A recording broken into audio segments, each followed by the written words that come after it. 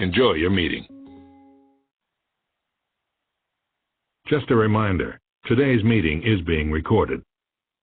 Hello and welcome to our Wednesday Wisdom Call. Today is December 16th and we have a super special guest on today. He really needs no introduction because I know everybody on our team knows exactly who he is and has been following him. But I'd like to welcome Adam Green to our call. Adam, thank you so much for taking 20 or 30 minutes out of your precious time to be with us tonight. My pleasure. Wednesday Wisdom. I like it. Wednesday Wisdom. And before we get started, I have several questions for you, but there's really one question that's really been pressing for me personally, and I just want to get it over with right here in the beginning. A little birdie told me that you eat eggs with peanut butter and salsa. Oh, yeah. Is this true? You really eat eggs and peanut butter?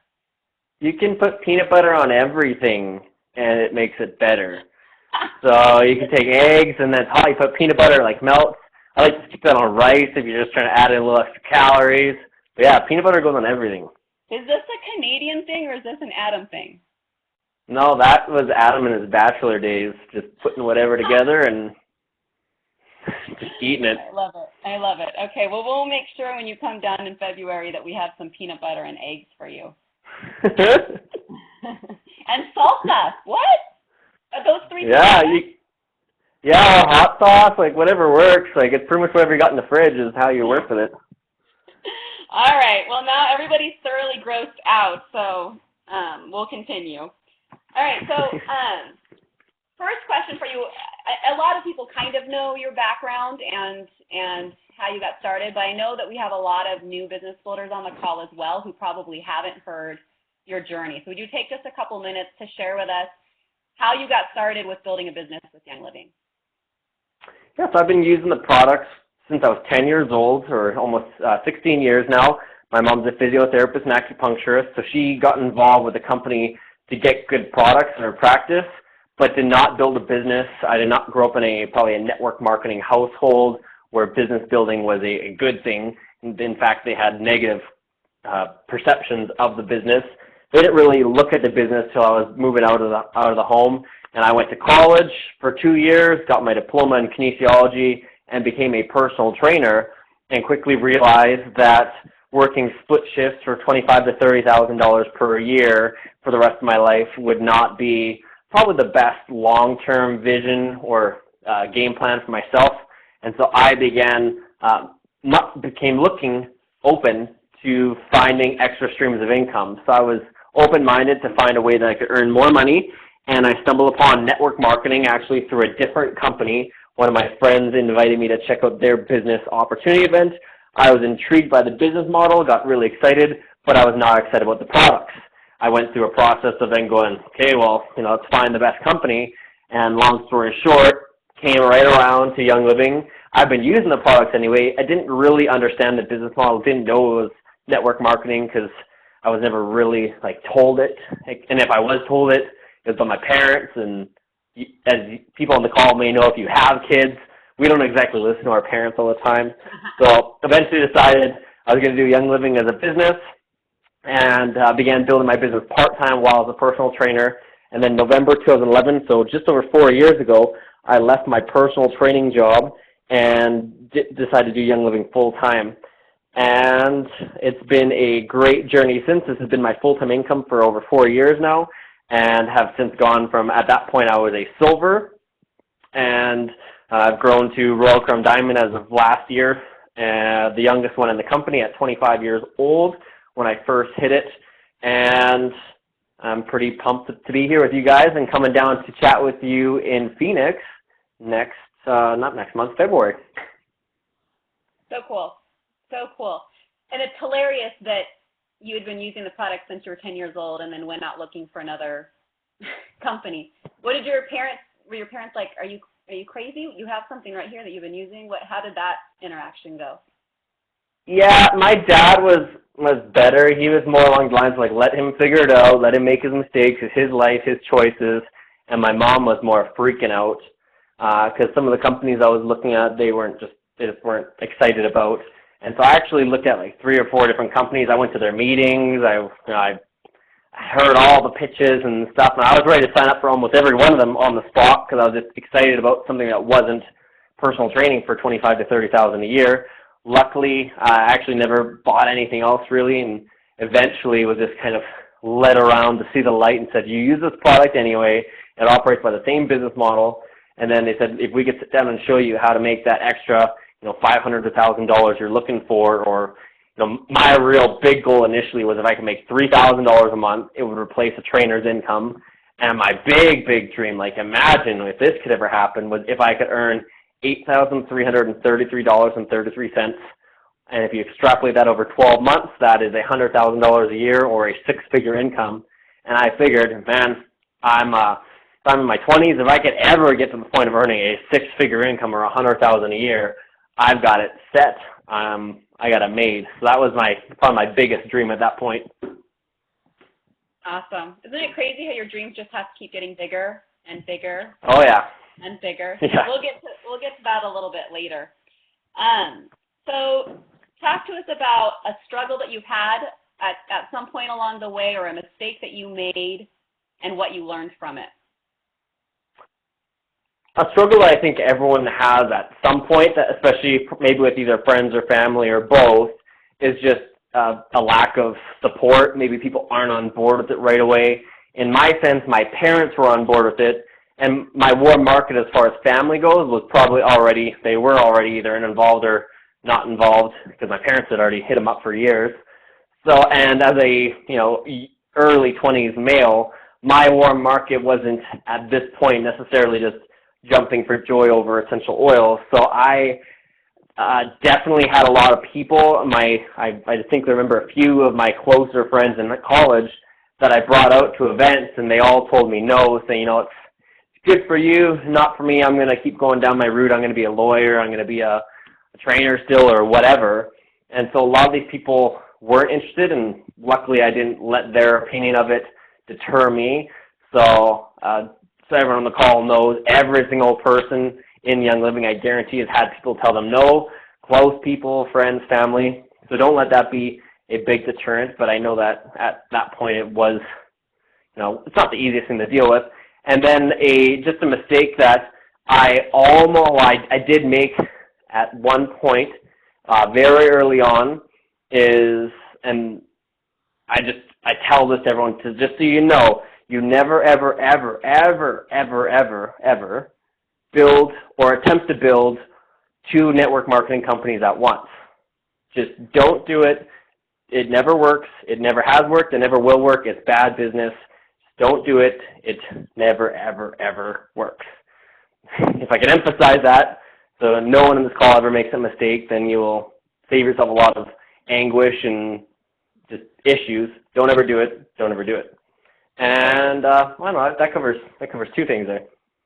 So what did you do, especially in the beginning days, when maybe you didn't have the proof yet in your own check? What did you do to keep going when you continually heard no's or people weren't interested? What kept you on that straight and narrow going towards your goal? A few things. Especially after convention in June of 2012, so I'm a big fan of convention and personal development seminars, because I heard Bob Proctor that year, and that really shifted my mindset towards personal development and that sense. So I knew I had to become a better leader so I could actually lead a team. So being constantly involved in personal development was definitely made it easier to keep going. I had a long-term vision, but I also didn't have really a backup plan. So after I quit my job, that was a very key point, because I kind of burned my bridge or my ship behind me, and I only really had this as a way to succeed. If I didn't make Young Living work, I had to go get a job again. So I didn't have a distraction in that sense where I was, I didn't have to go to my job anymore. I had more time, and it was up to me to make it happen. So I really didn't want to go get another job. I didn't want to go back to being a trainer, because I kind of didn't want to have that feeling of going back to the gym with my tail between my legs saying, hey, I know I said this was going to work, but it didn't really work for me, so I'm back. So I almost had this fear of not failing, or fear of not succeeding, versus a fear of failing. And I think there is a distinction between those two. And I saw a great demonstration Eric Ward did at GoPro, I think this year and last year.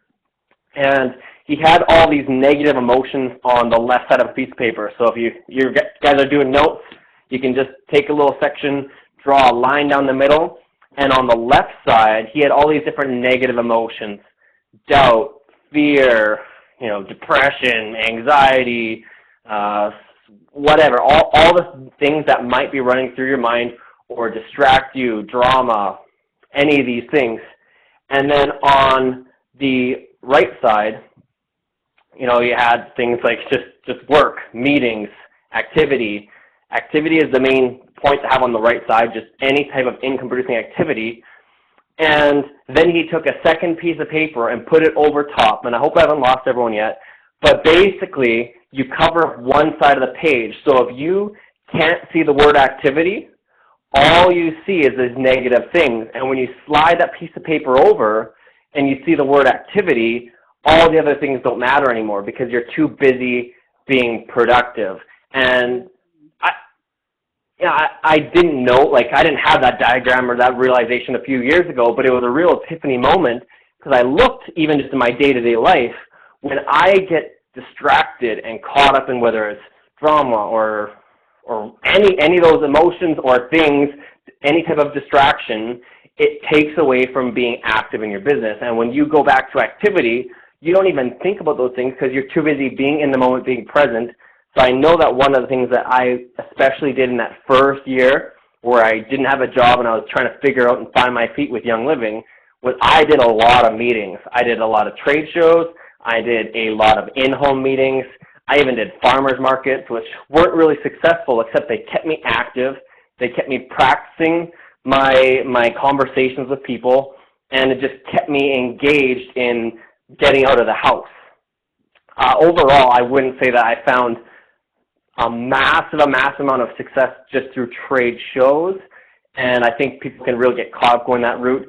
The way that I found those to be successful is when I plug people in from an expo or a trade show into a duplicable meeting, like a home event of sorts, and not just going from trade show to trade show, signing up people and looking for the next enrollment. I signed up one real key person in my business at a mom and baby expo, but the reason that they were a key part of my business was because within 2 weeks we had a home event for her and probably 6 or 8 people, and that really propelled that organization forward. Awesome. So just to give a more specific look at what your schedule looked like in those early days, what would a month look like? Like how many classes and expos and things like that would you have on your calendar in a given month? I'd probably have 20 plus. I'd probably do 4 to 5 a week. Even on the weekends, I was probably at some sort of a trade show or a wellness expo or whatever, and all these things were pretty cheap ones. I never did a real big expensive booth. It was just me showing up with a kit of oils and stuff. And then during the week, that first month, I did a ton of farmers markets. Every day I was driving to a new city. There's one market where I was one of 4 people there, and the other 3 people were Hutterites, which I don't know if you've got Hutterites down there, but they're kind of like Mennonites, or they're farming colonies or communities, and so they've got their own unique lifestyle. But I'm at this table with oils, and the other 3 tables in this small community are all fruit and vegetables. So it was just weird and awkward, and so I again, from that activity, I felt like I actually generated a lot of business, but I know that it kept me, again, focused on my business. I was still, every day I'd be, posting pictures, oh, I'm here. So I was just keeping active, and, if I were to go back, I would probably realize that probably wasn't the most productive use of my time, but it was what I was doing. Right now, I don't think that is the best way to do things. I think home events are the bread and butter and probably the backbone of many of our businesses, especially if you're in a demographic. Again, I'm the young guy on the call. The majority of Young Living members are not of my demographic. They are usually slightly older, and they can be more female gendered and have lots of kids. So that demographic. More female gender. Okay. Awesome. Thank you. So I mean, that's massive action that you took. Massive action that you took. 20 events a month is huge. And so I think that's really good perspective for people to see that if they're wanting to go fast, massive action is really important. And it's funny because I've said the same thing about trade shows, that they haven't been super successful for me. But then I looked back and two of my key legs came from trade shows. But you're right, it wasn't then duplicating the trade shows, it was then plugging them into our duplicable system of home experiences. So curious at that 2012 convention, what did you write on your goal card? Because I was there too, and that was the convention that got me all pumped to start building. So at that convention, I went around after Bob's speech, and he had these little goal cards that we're talking about. And on this card, I went and found people who had a gold lanyard, a platinum lanyard, a diamond lanyard, and a crown diamond lanyard. And I got extra gold cards, and I wrote specific dates on every lanyard that I got, and then I stuck them up my wall afterwards. So at that point, I believe this was June, and I think I wrote gold by September, platinum by January, and diamond by May of the next year, because I wanted to get the diamond. And he did this whole, like, oh, who's going to be diamond next year? And everyone's like, yeah, I'm going to do it. And I'm like, well, I'm actually going to try and do it. And all those goals came to fruition. I went from silver to diamond in 11 months and went back to convention that next year as a diamond and got a little keynote spot at the leadership training. And I think it was a big distinction because until that point, I wasn't goal-oriented. I didn't have goals. I didn't have them written down too much. I did have one set of goals that took me up to Crown Diamond by age 30. I think I had goals up to 2017, but they were pretty weak goals, as you can tell. Wow. Wow, you were diamond. I had forgotten that point. You were diamond by the next convention. That's phenomenal. Yeah, it was a busy year. Right, yeah. Action. Okay, so let's move on. So we talked about some of your struggles and stuff. What is one of the smartest decisions that you've made in this business? Listening to people who had gone before me and were successful. You guys are part of the Entrepreneurs team, Connie's team, and Connie really was a huge mentor to me early on. We met right at my one of my first conventions, and so just listening to people who had been successful, the Schulers, Deborah Rayburn. Once I got surrounded myself with people who were more successful than I was and had what I wanted, I found that the easiest thing to succeed was simply to plug in and listen to whatever they were doing. Eventually I got connected with mentors outside of Young Living, Richard Brook and, people like that. And again, the way I found success was by asking questions, plugging into whatever they were told, and being extremely coachable. So if someone told me to do something, I just, I process it and then I would do it. I wouldn't wait 3 months and then not do it and then find an excuse for why I didn't do it. Because what I realized also when you're engaging in those mentorship conversations or when you're just talking to somebody who is at a much higher level where their time really is limited, that they are also running through a sorting process. So whenever somebody told me something, I just wanted to do it so they knew that I was an action taker and I would hopefully get more advice in the future. And so that was a big decision that I made, and probably a real key distinction between people who find success and don't, because again, I was trying to be action oriented and taking that action towards an end goal.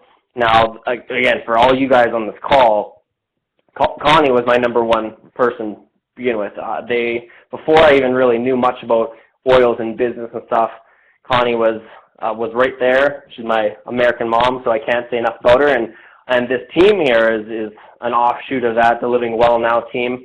And it's been crazy to see how you guys have grown in Phoenix, because I've been going down and visiting Connie in Phoenix every year for a long time. And this team has really grown in that time period. So it's very cool to be on here with the exceptional leaders. So obviously whatever you guys are doing is working. It's working quite well. So my encouragement for them and listening, because sometimes it's really hard when you hear from the same people all the time. But whatever is going on here with with Living Well now is a really good thing that doesn't just happen everywhere. So whatever you're being told, whatever's in place, I would just do it. That's my advice. Just do it. I'm catching a theme here. Action. Action, action, action, right? Action beats conversation every time. Okay, so let's see, it's 6:50. We have about 10 minutes left. Why should people, you obviously made attending, training events and things like that a priority as you've been building your business. Why should other people make attending business events a priority or personal development events a priority? Again, I took coaching and mentorship. If you read GoPro, Eric Worre states that attending and promoting events is the closest thing to the magic bullet in this business. It's skill number 7 of his book. And so reading into that, saying that every year you want to be back and you want to bring more people with you. And so I saw that progression. I went to 2 conventions by myself. Then my 3rd convention, I had 6 people. My 4th convention, I had like 30-some people. And the next convention was over 100, and now we're in the hundreds of people. Same with an event like GoPro. Started going with 2 people. Then it went to like 20 people. And this past year, we bought 200 tickets. And then building towards next year, we bought 400 tickets. So it's using those events as a stepping stone, as part of our system of plugging in. I think in my business, there's 2 non-negotiable events that we just plug into every year, and that's Young Living Convention. That's June next year. And then I'm a big fan of the GoPro Recruiting Mastery. And that's December next year. 6 months apart, easier to plan that way. And then we try and have some sort of a quarterly function if possible in between those 2 time segments, which I know is what you guys are doing exactly with your February 27th event, the Accelerate event. So we really see the biggest decisions in some of these businesses happen after they attend the event. That's where people are pushed out of their comfort zone maybe a little bit. They're out of their home environment. They're surrounded by like-minded people, and they're willing to dream a little more. They're willing to be more coachable. And we tend to see the most rank advancements happen 3 months after those real big events, because sometimes it takes some time to build up that momentum and build those actions off the event. And again, as a leader, when I say this is the event to go to, these are the top 2 events, this is a non-negotiable, like I buy a ticket right away no matter what, like everything else is being worked around it. I just look at who in my organization follows that lead and who is on board right away and maybe buying extra tickets for their team members. Those are the ones that I have a vision for, and I'm probably more emotionally invested in their business because I see them taking action right away. The ones who even just wait 3, 4, 5 months and buy their ticket, obviously there can be some finances that need to take place in there or whatnot. They need to build their business and so forth. But when somebody takes a coaching tip or a policy and they just implement it right away, like no questions asked, like you say it, I'm going to do it. I'm not trying to create mindless zombies. I'm trying to create leaders. But people who understand the value of that, I think it's a real great tool for us as leaders to find our real, diamonds in the rough that we really want to work with and pour into. It does. It makes you want to pour into them more. That's awesome. Good advice. Thank you, Adam, on that. So our Ignite event on February 27th, we've already sold over 200 tickets to it.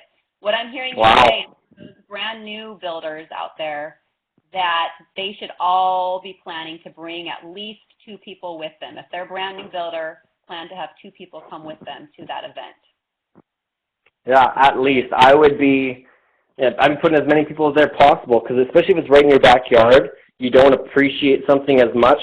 But yeah, take advantage of it, because all the hard work is being done for you. The speakers are coming in, the event's being paid for, all these different things. Running an event is a big thing to undertake. I did a big event here last year of 1,000 people, and it's just quite the undertaking of any type to do it. So if you are just plugging into it, what I tend to recommend to people, and what I've again learned from people like Eric Worre, Richard Brooke, is buying more tickets, like stretching yourself. If you buy 5 tickets, you will naturally be you will be able to put more people in the seat, because you'll be hungrier to do it. Whereas if you just buy one for yourself and then worry about finding the people afterwards, you won't end up with that same amount of people. So I've got somebody who really takes this to a whole new level with my team. And every event that comes out, she just buys 10 tickets.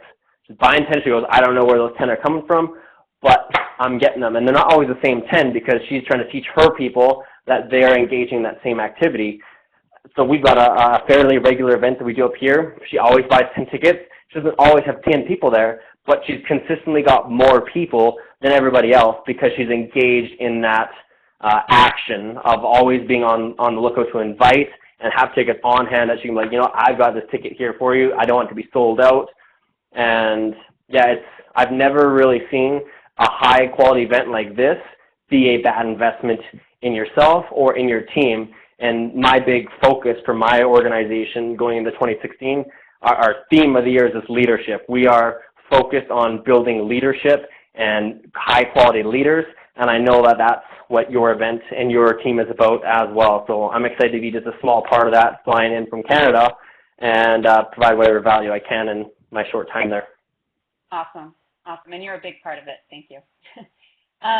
So, okay, I'm glad you said that, focusing on more than 2. And we have sets of 10 tickets available at a discounted price. Quite a few people have already taken advantage of that. But for those who are on the call, you heard it straight out of Adam's mouth. Get people there. So I know that some of you are going to take advantage of those 10 tickets, and you know you get the perks of getting a meet and greet with Adam and with Artemis Limpert for purchasing those 10 tickets. So, all right, let's finish this call up. We've gotten a lot of good information from you, Adam. Thank you so much. I want to know what's next for you. I mean, you're 26 years old. You got to the top rank in Young Living. You've married, you know, beautiful and amazing woman, Vanessa. You wrote a book. You paid off your house. What's next for you? What are you excited about? Well, I'm excited about continuing to build leadership within my team and within Young Living and seeing our members succeed. I don't have any kids currently, and it's not on the radar right now, but I love seeing people rank, advance, and achieve their dreams. So I imagine when I see somebody cross stage, and that's the feeling that a parent has when you see their kid like getting a sports award or honors or whatever. They just feel proud and excited. So I want to just continue to see people reach those ranks. This past year, we had a great showing at GoPro, and I'm looking to double our team appearance there this year. And this year, I spoke on a Rising Stars panel, and I'm very optimistic and looking forward to hopefully maybe even getting a keynote spot next year. So that'd be just taking the next step as far as speaking goes outside of the Young Living world. And yeah, my book has been a big part of that, just trying to get that content out there. And it's been really encouraging for me. I wrote it because Richard Brooke encouraged me to, kind of said, you need to write this and get this in writing. And one of the big issues I always have when I'm speaking is people say, you know, I love the information. I really wish my son or daughter or my husband or whoever was here to hear the information. And so I try to take what I traditionally talk about and some of my insights and the way I think about things and try and put them in a book that was short, simple, and easy to read, but also easy to connect with other people. We've been pretty happy with the way sales have gone with that, and the messages of encouragement from people saying, thank you so much for writing it. I bought this many so I can get my team's members. People incorporate them into recognition programs, things like that. So I'm at this point, yeah, I've reached the top rank, and that's exciting, but my focus is just continuing to elevate and build more leaders, elevate our company, our profession as a whole of network marketing, and just putting more tools in people's hands and helping people continue to succeed, because that's probably the most rewarding part, is seeing people succeed in this business and being part of that testimony. To have anybody ever say, you know, I was at this event and I heard you speak, or I read your book and it helped me do this. Being part of anybody's testimony in any way or form is a huge honor, and that's why I love what I do. It's so cool, and it's like it's not what, well, I'll speak for myself, but it's not what I thought was going to be the rewarding stuff that I set out to build a business. You know, I was just excited about being able to quit my teaching job. But it's interesting just the ways that we grow and change, and then exactly what you're saying, seeing other leaders develop on our team is more rewarding than the financial piece that comes with it. So, hey, I hope you have a keynote spot next year, because we have already over 100 people coming with us who've bought tickets. Woo-hoo. So we will be there to support you for sure. Okay, so my next question was about your book, but you talked a little bit about that. 25 to Life, where can people get that book? You can find it at 25tolifebook.com, or you can I understand it's a mouthful, so I also own maketheescape.com, and that'll take you through to the website, so maketheescape.com. And all the pricing on there is in Canadian dollars, so that's actually really good for all you Americans on the call, because the conversion rate right now between Canadian to US dollar is about 1.4. So for basically every price you see on there, knock off almost 40%. And again, Google for your exact currency conversion. Your bank will do it, whatever. But every price you see, you can pretty much knock 35 to 40% off of that price. And that's your advantage of being in a strong economy where we're crashing up here. And again, there's bulk discounts. You can buy them one at a time, all up to 500 at a time, depending on how big your team is, what you're looking to do with it. And it's set up that way to encourage people to bulk buy together and get the most out there and make it the most economical, because I really just want to put this in people's hands and have that information be out there, because it doesn't do any good being in a storage facility or just being on paper. It really needs to be in people's hands. Awesome. And I'll tell our team what I liked about it. I read it in a Target parking lot.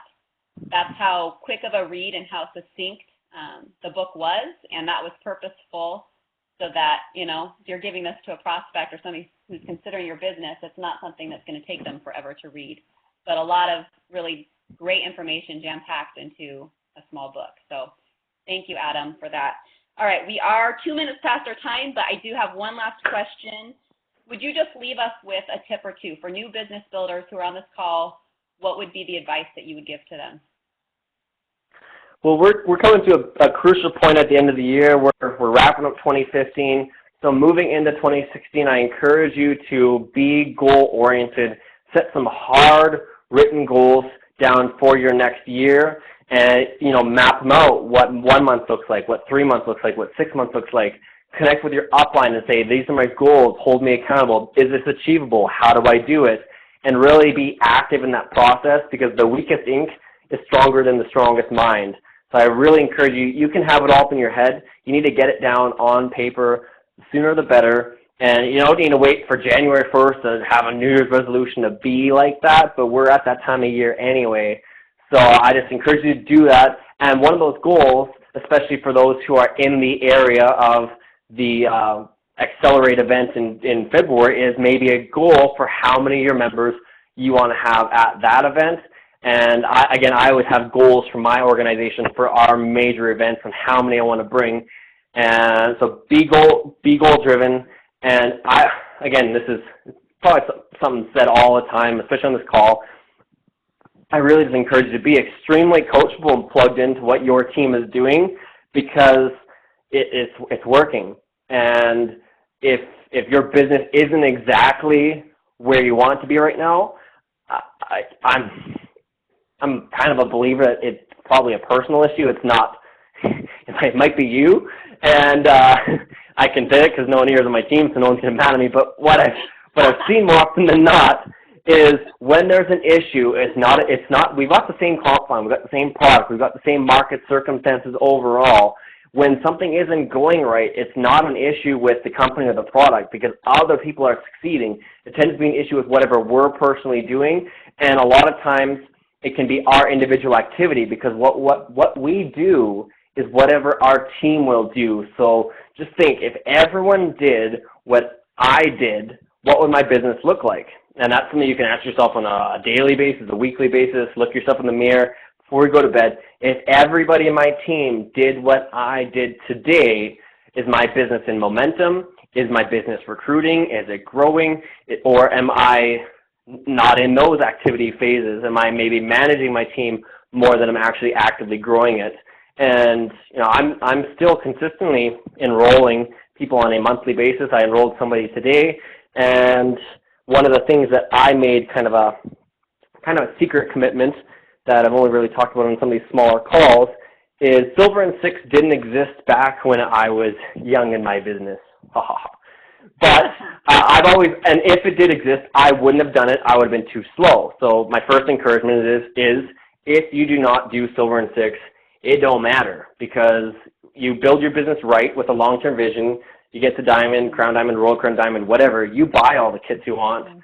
You don't need to get them for free from Young Living. So don't let that be your main goal. But I always wondered, like, if I could just go back and start now with everything I know, could I do Silver and Six? So that was my goal going into the fall, Q4. And so I said, I'm going to just be really intentional of starting, like, new teams. And so I started 3 new lines in August, September. Now I plugged these into like existing people in my structure, but I was still like, I was the person in enrollment. I was the one who was in charge of them. I was working with them, and we pumped out 4 executives in the past 3 months, 3-4 months out of those new legs. I would have hit Silver and Six last month, so I'm pumped about that in my own little mini fantasy world. And it's just my make-believe world. And I just think I don't need to do that. It's fun. I like it. And it's fun, again, to see new people come in and be part and catch visions and, you know, see the products and the benefits of it. But when we stay constantly engaged in our business and not just managing our teams at any point, then we just continue to see good results, great results, and the best is always yet to come in those scenarios. Awesome. I love that. You're playing a game with yourself. I need to do, that's going to be one of my goals for this year. I need to get SI6 because I didn't do it either. Anyway, hey, Adam, thank you so much for being on this call. I know that a lot of people gained a lot of wisdom from the things that you shared with us tonight. So we are super looking forward to seeing you in February at the Ignite event. If you call it Accelerate again, I'm going to have to correct you. I let it pass 2 times, but anyway, we're really looking forward to it. I thank you so much for taking time with us this evening. Merry Christmas. You're very welcome. See you guys in February. Bye-bye.